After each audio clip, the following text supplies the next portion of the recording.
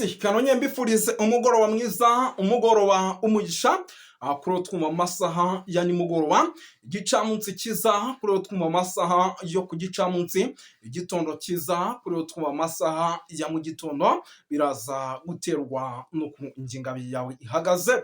Hano mu Rwanda turi ku mugoroba wo ku itariki nyamuneka z'ukwa munani, turi ku mugoroba rwose wo ku itariki zigera kuri eshanu z'ukwa munani 2025. Birumvikana rero tuba tugarutse mu cyitwa makuru, tuba tugarutse mu cyitwa imiripukwa mu gihugu cy'u Burundi, tuba tuje kubabwira uko situation ihagaze, tukabatembereza mu bice bigiye bitandukanye nyamuneka, tugenda tubapudetinga. Ntabwo ndi butinde nyamuneka, nababwiye ati hano kuri TV Duniani Kote iyo twamaze kwinjira mu kiganiro mujya mumenya yuko rwose icyitwa amakuru adasanzweho muba mugiye kugenda muyagezwaho gatanu kuri gatanu. Sindi butinde rero twirukanse cyane, munyemerera duhita duhera ku nkuru idasanzwe irebana n'umutekano, politike na diplomasi. Ikaba ari inkuru rwose nahoze mbona yandika ku bitangazamakuru bigiye bitandukanye, ariko mbere yo kugira ngo ibyo bintu tubyinjiremo, nanone mbanza gusuhuza abantu badukurikira kuko ni abantu b'agaciro. Hari abantu badukurikira bari mu gihugu cy'u Rwanda, tubaye ikaze cyane tubikuye ku mutima, ariko kandi badukurikira bari mu gihugu cy'u Burundi. Mu gihugu cy'u Burundi bari muri Korine Mujejuru, bari muri Korine Murangara, bari muri Korine ya Tongo, bari muri Korine ya Kinazi ndetse n'andi hagiye atandukanye. Tubaye ikaze tubikuye ku mutima. Badukurikira by'umwihariko bari mu gisagara cya Bujumbura, bari za Gitega, bose tubaye ikaze tubikuye ku mutima, ariko kandi bose nyamuneka badukurikira bari n'ahandi hantu agiye atandukanye. Tubaye ikaze bari Uganda, bari Congo, bari Kenya, bari Tanzania, bari Malawi, bari South Africa, bose tubaye ikaze tubikuye ku mutima. Ariko kandi sawa gusa tubasanga, kuko rwose tubasanga no mu gihugu cya Canada, mu ntara gatandatu diaspora, mu Bubiligi, mu Bufaransa, muri Leta Zunze Ubumwe za Amerika ndetse no muri za Australia, tukabasanga ndetse na za UK cyangwa se United Kingdom. Yes, tujya kwa twinjira mu cyitwa imiripuko rero muri ano masaha nimugoroba, nkubwira ati amakuru ndaza kuyakwinjizamo ari moto ari faya. Ngizo ingingo z'ingenzi rero tugiye kuba twibandaho, twaje dusimukire gato mu bice rwose byano Bujumbura, tubabwire buryo ki umutekano icyitwa igisirikare cy'u Burundi FDNB gikomeje kugenda cyongera umutekano mu buryo navuga ko udasanzwe, ndetse n'imbonakure turaze twikomozo. Turaza kwinjira ku kibuga cy'indege cya Bujumbura, tubabwire uko situation ihagaze. Umutekano naho muri ibyo bice rwose ukomeje kongerwa mu buryo navuga ko uremereye cyane. Gitega icyitwa ubuyobozi bwa CNDD FDD ibyabwo bukomeje kuba gateranzamba kanyina wanzamba, kuko na n'ubu tuvugana buracyakozanyeho. Benshi banavuga yuko amatora mu gihugu cy'u Burundi nibiramutse bikomeje kugenda bigenda bitya, bavuga ngo amatora y'abadepite yibwe ndetse n'umukuru w'igihugu, binashoboka cyane yuko ashobora kuba yahagarara. Yes, byose rero turaza kuba tubikomozo gatanu kuri gatanu. Turaza gusimbukira by'umwihariko ahitwa za Cibitoke, turebe uko situation ihagaze. Hari amakuru by'umwihariko akomeje kugenda aturuka ndetse no mu mashyamba za Kibira, mu mashyamba za Kimeza, amashyamba adashobora kumara amezi agera kuri angahe inkuba tutumvishe zikubita. Turaza kuba tubyinjiramo tubiva imuzi n'imuzingo. Hari ibyo uwitwa General Prime Nyongabo, umugaba mukuru w'ingabo z'u Burundi, akomeje kugenda atangaza bigendanye n'umujyi wa Uvira. Turaza kuba tubyinjiramo, turaza kugaruka hirya no hino tubapudetinga, tubabwire icyo uwitwa General Neva arimo aravuga, ndetse n'inama zidasanzwe z'ibitaraganya zikomeje kugenda ziba muri ibi bice bya Gitega ndetse no mu mujyi wa Bujumbura muri rusange. Tugiye kuba rero tubapudetinga byose gatanu kuri gatanu. Utari wakora subscribe rero nta kindi usabwa rwose, nyamuneka kujya gutya ukayicyonda, ariko kandi wamara kuyicyonda ukanakora na share kugira ngo tujye tugendana neza.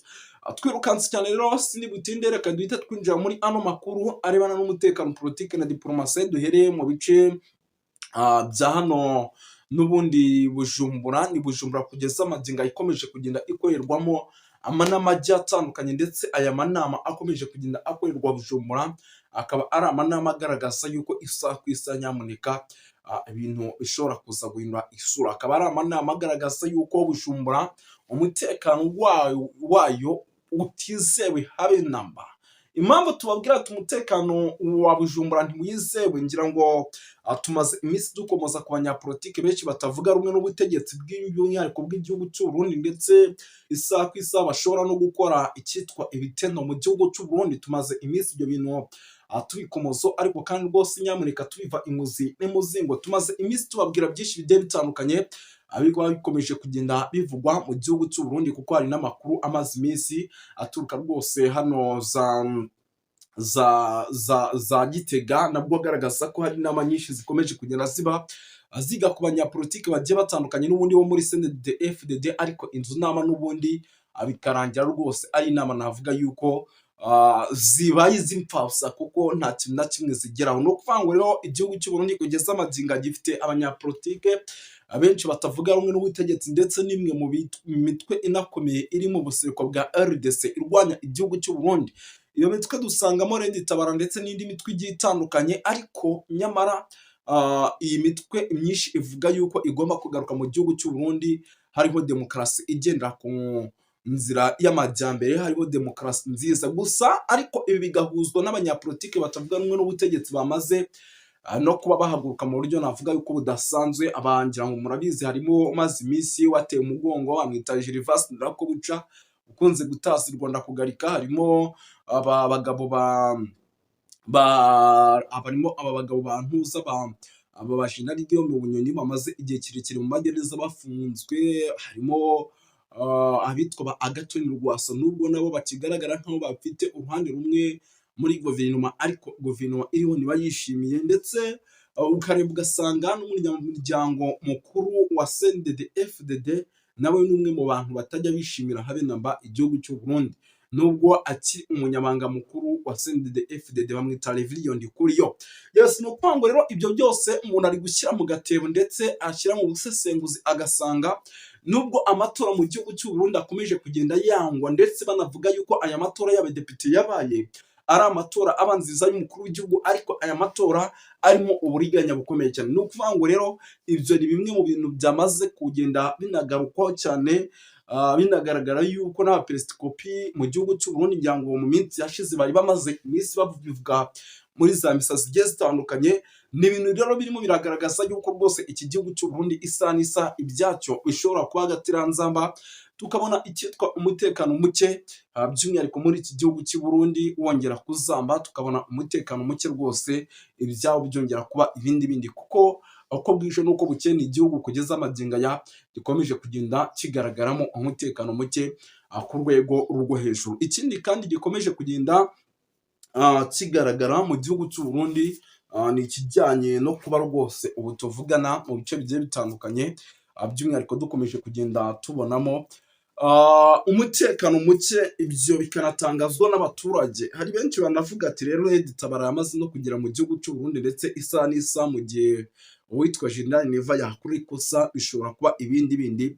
Ibi byo ntabwo wakibeshya, kuko kuba kugeza amagingo ya umujyi wa Uvira uhana imbibi n'igihugu cy'u Burundi, icyo cyonyine ni kimwe mu bintu bishobora gutuma n'ubundi Red Tabara iba muri Kivu y'Amajyepfo ishobora kuba yakwinjira mu gihugu cy'u Burundi isaha ku isaha.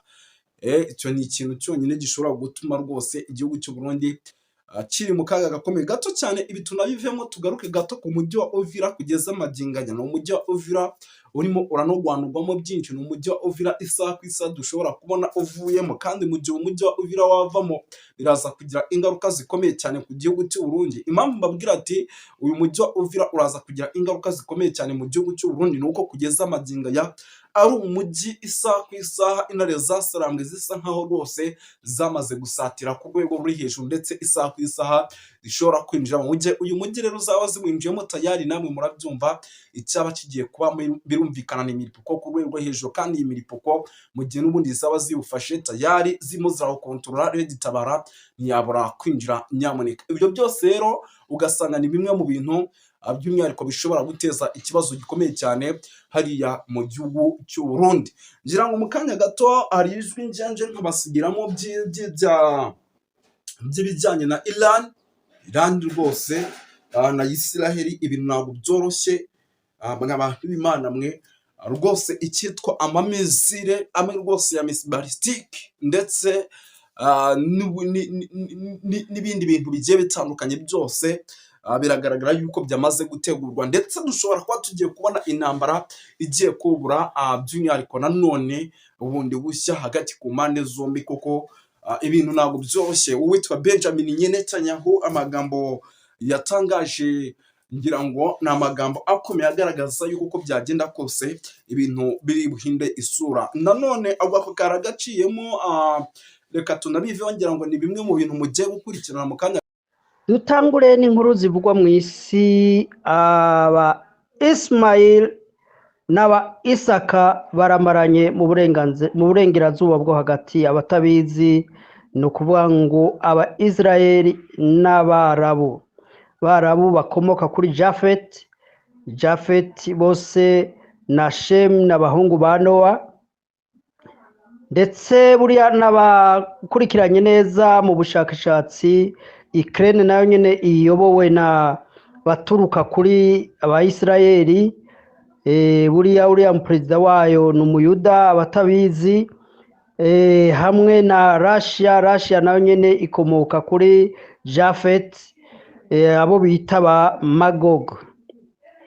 Nibo rero bariko baragwana, bagwanisha intwaro zikakaye, intwaro za kirimbuzi, intwaro zo kurimbura iyi si turiko.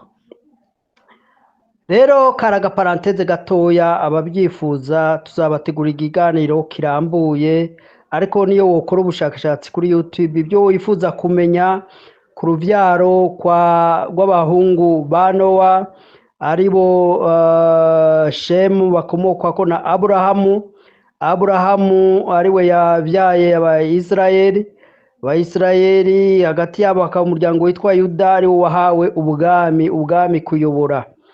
Hanyuma abajafeti ni Abarabu, ni bariya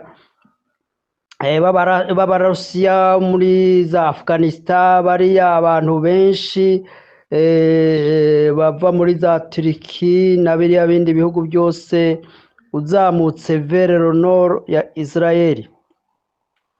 Hanyuma abahamu murazi yuko abenshi ari Abanyafurika, imiryango y'Abanyafurika myinshi yavuye kuri Hamu, ariko turebye mu rubyaro rwa Yuda bakomoka kuri Dawudi, Salomo, turabona abo bita Lenirotike n'aba ba Ethiopia bamanukanye uruzi rwa Nili barashakashakisha ubwatsi bw'inka kuko bari aborozi, kugeza mu biyaya byose aho ibi biyaga binini bigarukira niho iyo miryango myinshi iri.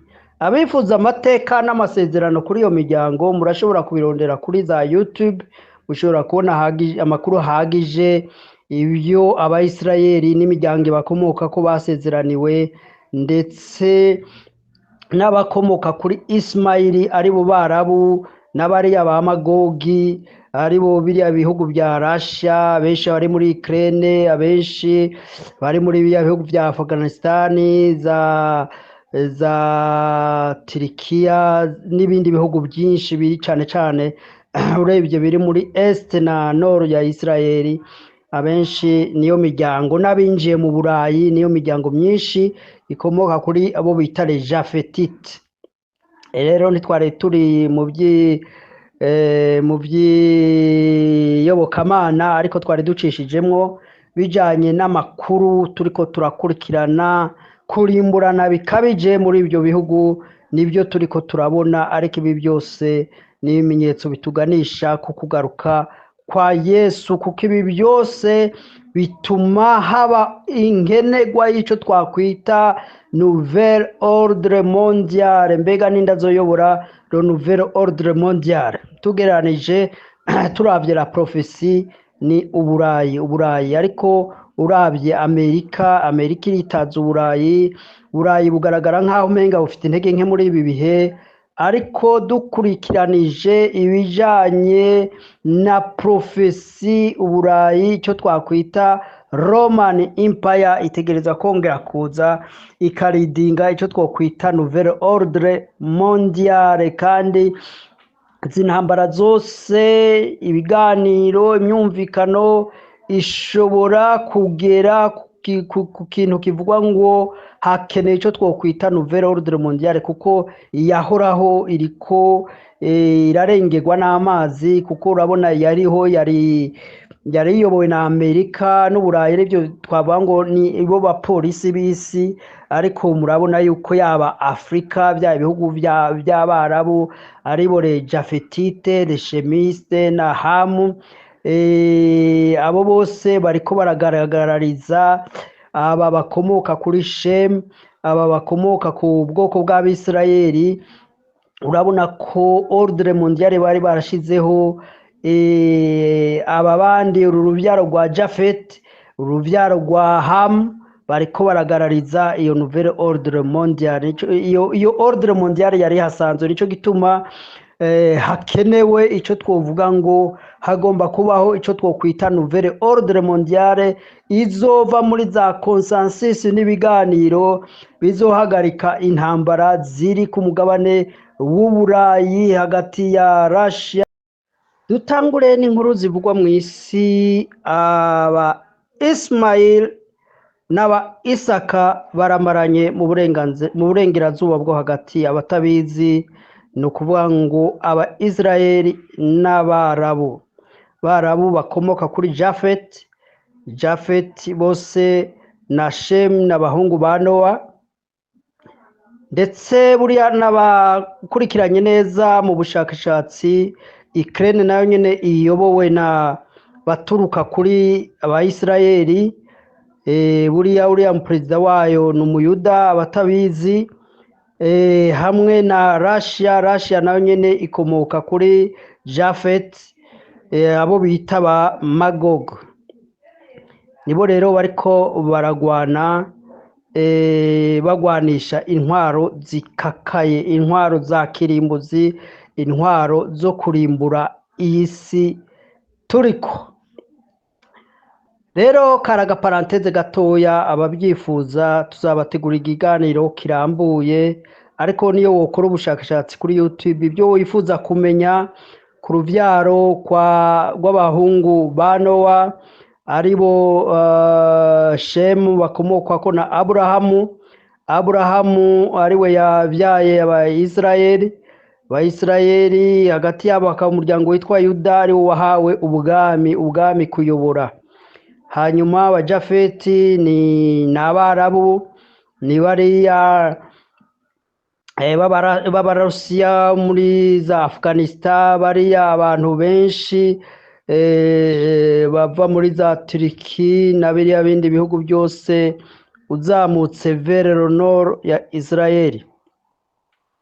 Hanyuma abahamu murazi yuko abenshi ari Abanyafrika, imiryango y'Abanyafrika myinshi yavuye kuri Ham, ariko turebye mu rubyaro rwa Yuda bakomoka kuri Dawudi, Salomo, turabona abo bita Lenirotike n'aba ba Ethiopia bamanukanye uruzi rwa Nili barashakashakisha ubwatsi bw'inka, kuko bari aborozi, kugeza mu biyaya byose aho ibi biyaga binini bigarukira, niho iyo miryango myinshi iri.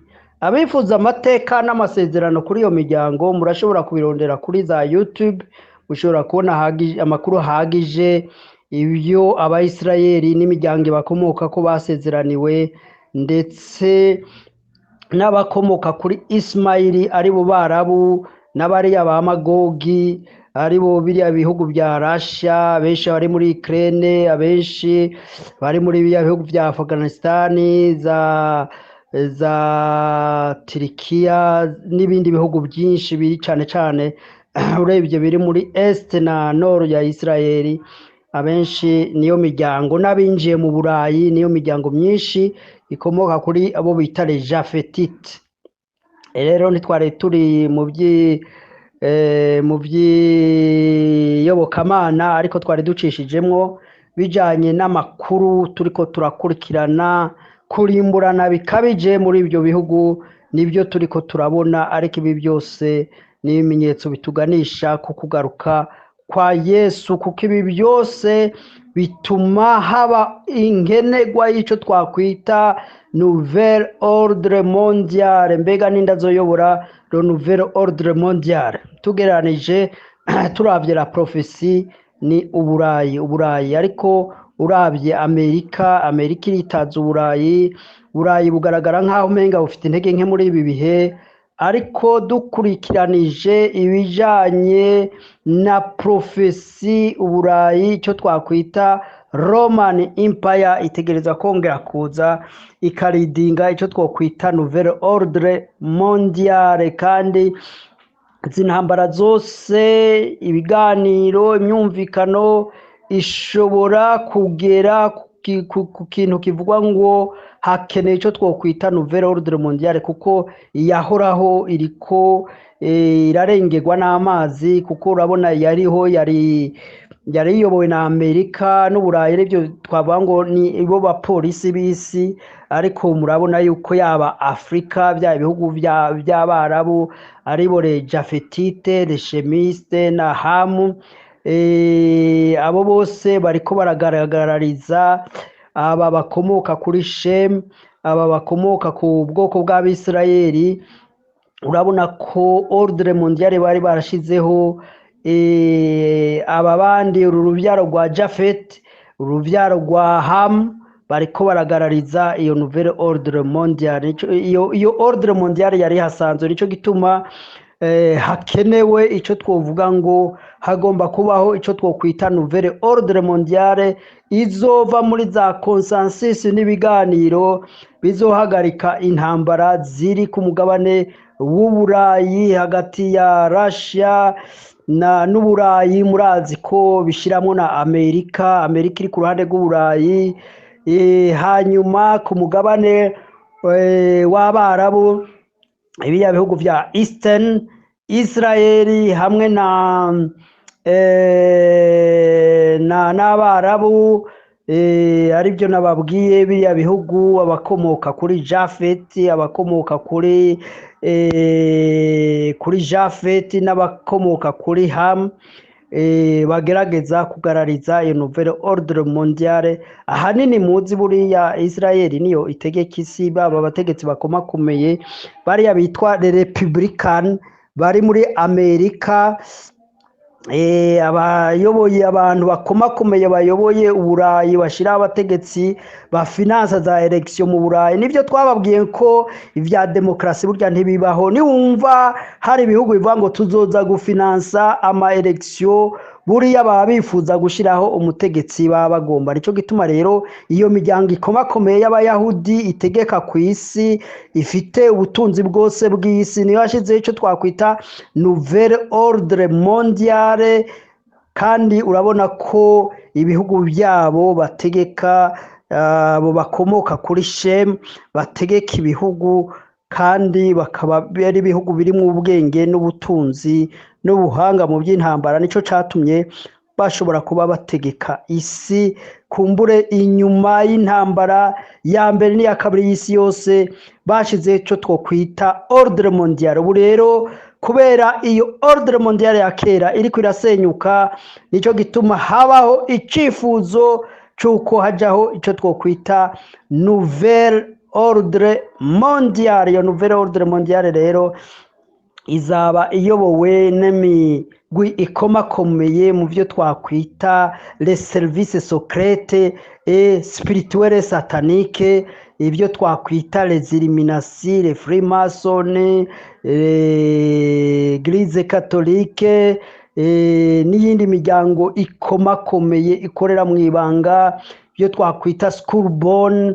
Izo zose n'imigwi ikorera mu ibanga, ikorana n'amashetani, yifuza kwakwiye kubaho icyo twakwita nouvelle ordre mondiale, izoba iyobowe na Antikristo ku mutwe. Nico gituma rero ibihe twinjiramo bikomakomeye kurusha ibyo twarenganye. Nico gituma ubona ariko harakoreshwa intwaro zikomakomeye ku buryo ubu unyashobora gutangura gukoreshwa ibyo twokwita les armes nucléaires. Rero nico gituma abasenga musenga Imana, abatunganya ubugingo bwanyu abihana mwihane, kuko ibyo bita arme nucléaire, n'ibigwanisho bishobora guhanagura igihugu ku ikarite y'isi. Nivyo rero yari entre parenthèse. Murazi ko dusanzwe twivugira ibijanye na panafricanisme, murazi ko dusanzwe twivugira ibijanye n'intambara iri kwirabera mu bihugu vya East Africa, intambara yo muri Congo, ibihugu vya Congo ihuza leta ya Congo na umuhari AFC M23, kandi inyuma y'abo bantu bose hari ibihangange bishigikira iyo migwi. Bijanye n'iki? Bijanye n'inyungu n'ubutunzi biri mu gihugu ca Congo. Nico gituma rero bwabo Burayi, yaba Amerika, yaba Burusiya, Bushinwa n'ibindi bihugu by'Abarabu bishiramwo akaboko. Murabona kiya gihugu ca Qatar, igihugu c'Abarabu, bashiramwo akaboko kuko ubutunzi buri mu gihugu ca Congo, ubutunzi ndetse buri mu bihugu vya East Africa. Mwarumvise ko muri Uganda hatowe izahabu zirenga triliyoni ibihumbi imiliyoni ijana na imiliyoni triliyoni 12. Aro mafaranga menshi cyane. Abaganda bashobora kuryamba mu gitanda hanyuma bakagaburirwa bakarya bavyuka bagenda ataco bakora nk'imyaka myinshi cyane. Ano mafaranga menshi cyane. Nico gituma rero Amerika idashobora guhumiriza Uburayi, budashobora guhumiriza Burusiya, Abashinwa, se grande puissance zose zitegerezwa gushira ijisho ku bihugu vya East Africa. Nimba tutabonye indongozi zihabona, indongozi zibona kure, turashobora kuzokwamba mu ntambara idashira. Ndetse murazi ko hariho plane yuko Amerika n'Uburayi bifuza yuko intambara ya Ukraine n'Uburusiya abanyafrika aribo boyigwana, kakumwe bafata abantu bo muri pays d'Afrique du Nord, mu Basenegal bita retiraillere, biya bihugu vya Burkina Faso n'ibindi bihugu byose du Nord bikaja kugwanira Uburayi, bagwanya aba twakwita babadagi b'abanazi, babandi babona ko ari bonyene ari bonyoko muntu, abandi bose bakwiye kurandurwa ku isi. Nico gituma rero ibitekerezo mwene ivyo vy'amacakubiri nkunda kubabwira tiburyo ibitekerezo vy'amacakubiri vya racisme, vya ethnisme ni très dangereux, kuko murazi yuko muri kahise byatumye imbaga y'Abisirayeli barimbugwa imiliyoni 6 Holocaust, genocide yo mu Rwanda, genocide yo Burundi n'izindi genocide zagiye ziba ku mugabane, zagiye ziva muri ivyo bitekerezo by'ironda koko, ngenga bitekerezo z'amacakubiri. Ico gituma nkunda kubamira kababwira ati reka banyapolitiki ukoresha ibintu by'amoko muri politike, ukoresha ibintu by'amoko muri politike aba yarabuze icyo twakwita projet de societe ashobora guhereza abaturage maze bagashobora gutera imbere. Kuko icyo dukeneye abantu bose ni iterambere kwa kwihaza mu bifungurwa, kwa kwiga, kumenya ubwenge, kuko buriya nimba abazungu badutegeka nuko bize bakaturusha ubwenge bagakora ubushakashatsi,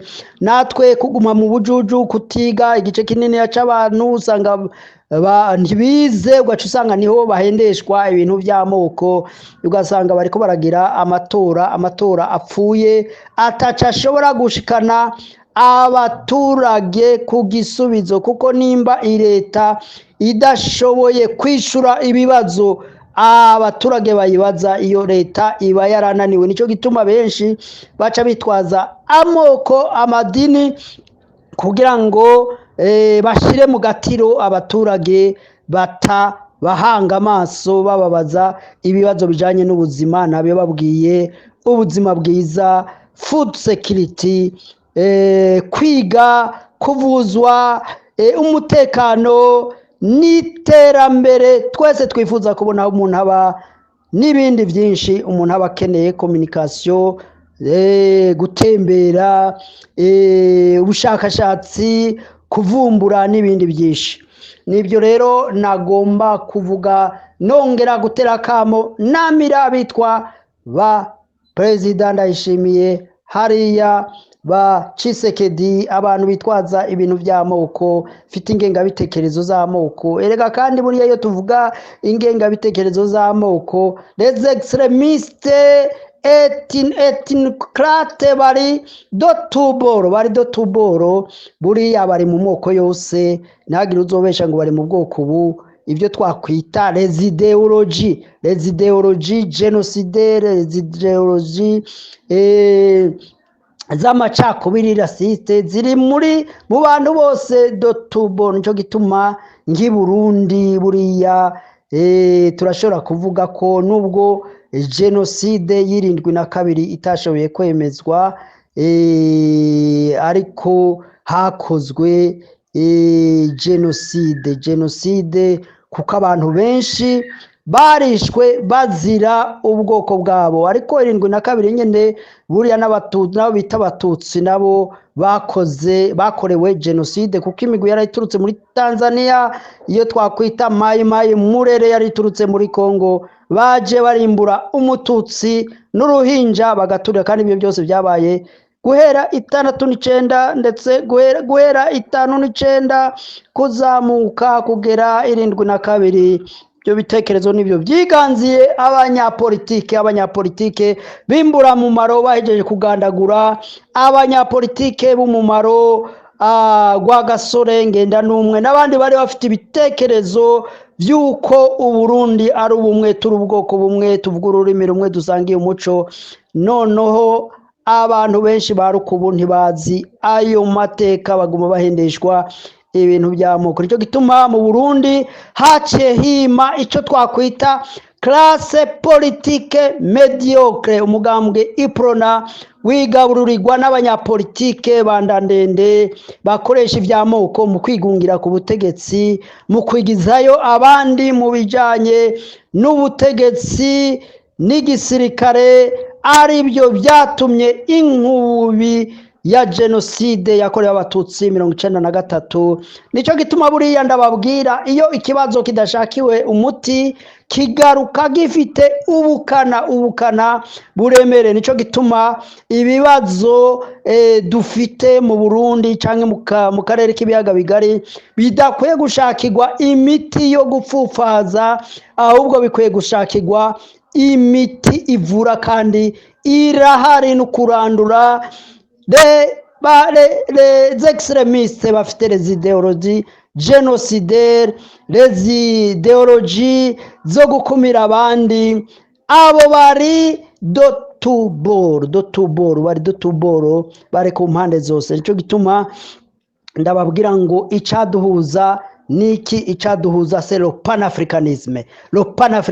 Twese tukumva ko turi abanyafrika, dufite ibibazo, tumaranye ibinjana byinshi by'abaducinyije bakaduteramwo n'izo za politiki zo bita politique de diviser pour régner, divide and reign. Murazi yuko n'abaje basubirira abazungu bandanije izo politike. Nicyo gituma mu maguverinoma menshi muri Afrika usanga le président africain bakoresha izo politike za diviser pour régner, divide and reign, bagacamwo abaturage kugira ngo abaturage ntibashobore kuba focus ku iterambere ngo babaze ibibazo bijanye n'iterambere, ahubwo bakabashira muri ako gatiro k'inyigisho zijanye n'iby'amoko, bigatuma tuva mu byo twakwita l'essentiel. Nicyo gituma mvuga ngo iyo ni setting mind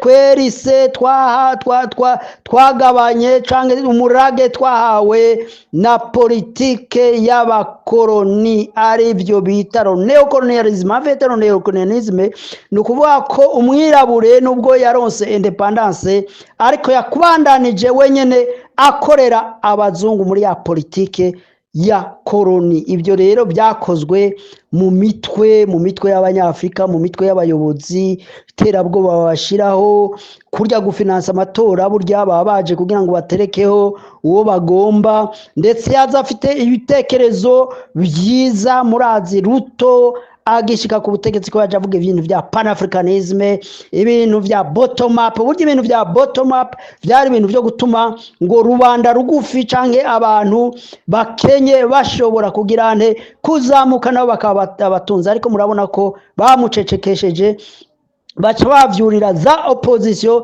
zigatera umuvurungano n'induru, noneho kugeza ko abagira concession idafavoriza abaturage bakenya, ariko ifavoriza abo bazungu, abanyamerika, abanyaburayi n'abandi.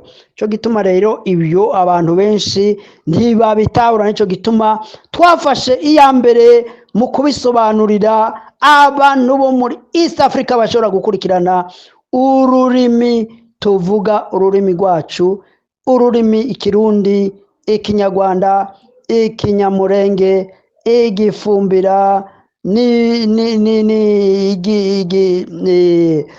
n'izindi ndimi zivugwa muri aka karere. Igiha bashobora kutwumva bari muri Tanzania, abaha muraho, ndazi ko munkurikirana, ndazi yuko abafumbira murankurikirana neza, abakiga murankurikirana neza bari muri Uganda, abanyarwanda bari muri Uganda, abanyarwanda bose, abari za Rucuru, bari za Goma, ijya kugera za Warikare, mu misozi miremire za Minembwe hariya barankurikirana bakanyumva, bagakurikirana bino bitekerezo bibakangurira gukunda Afrika, kuko Afrika duhuje ibibazo bimwe, Afrika yose duhuje ibibazo bimwe. Twiyambure ironda koko, twiyambure amacakubiri, duharanire iterambere. Cyo gituma rero nagomba guhereza kuri intambara iri kurabera Uvira Gasagara gatoya, ariko intambara yabaye ibamba, iri kwirahigitana inganda z'abasirikare, inganda z'uruvyiruko, inganda z'imiryango myinshi idafite amahoro muri kariya karere. Nico gituma twifuza yuko nimba ari ibiganiro, nimba ari ukwicara hamwe, abantu buganira, inganda zikareka gutikira abasirikare benshi impande zose. Turazi ko bashobora kuba bariko barapfa bazira politike mbi, politike zo gukumirana, politike zironda koko, politike zidashobora gufasha mu iterambere. Nuko cari ico overview cyangwa umwihwezo nagomba kuvuga, ariko nkemura Uburundi inyuma y'amatora, nkebura abari muri opposition, Burundi, reka kuvuza urwamo, reka kwidoga, reka kwidodomba. Narababwiye yuko amatora atari iyo nzira ishobora gutuma umugambwe CNDD FDD uva ku gakanu k'abarundi, kuko ntibikunda, ntibishoboka. Inzira ya demokarasi ntishoboka, ntibaho, nta n'igihugu na kimwe ibaho ku isi. Nico gituma mukwiye kurondera izindi nzira, nimba by'ukuri abarundi benshi baremerewe n'intwaro y'umugambwe CNDD FDD, bakumva irabaremereye, irabananiye inzira ya demokarasi, iyo mubwivuge muti bye, iyo nzira ntishoboka, murondere izindi nzira, gukoresha umuheto, kubohora Uburundi. Mbega mwashobora kubohora Uburundi mwebwe bari muri opposition? Mwebwe mwenyine mwariciyemo amacakubiri, mwariciyemo ibice, umwe wese arondera akabanza, arondera akicaro. Ibyo rero biravuga ngo iyo udashoboye kurwanya umuntu wemera gufatikanya nawe. Ubwo rero mwemere kuba mbundarare, muce bugufi y'abantu muri opposition Burundi, mutekereze. Mu gihe mudashoboye guhangana n'ubutegetsi bw'u Burundi, nimwiyumvire ngo u Rwanda ruzobagwanira, M23 ruzobagwanira. Ibyo bintu ntibishoboka, ni indoto mbi, ni indoto zitabaho. Nimba mudashoboye guhaguruka nk'umuntu umwe mukavuga muti ubutegetsi bwa CNDD-FDD buratugoye aha n'aha n'aha, nimba butabagoye naho butabaremereye atakibi mubibonamwo, mureke kwidodomba ngo amatora ngo yaribwe iki. Ibyo ntibibaho, ibyo bintu bya demokarasi, ibyo bintu ni ibintu by'akajagari gusa, ni ibintu by'urwamo n'induru gusa. Nimba hari agenda nziza y'iterambere boba baratanze ibyo bifuza gushikana ku baturage, cyo nobahanura nuko mwayoboka nimba mubona kuba barakiriye FDLR, FRN n'iriya migwi yose yironda koko igwanya ubutegetsi bw'u Rwanda, mukabona ko kubaha indaro ari byo byatuma igihugu cy'u Burundi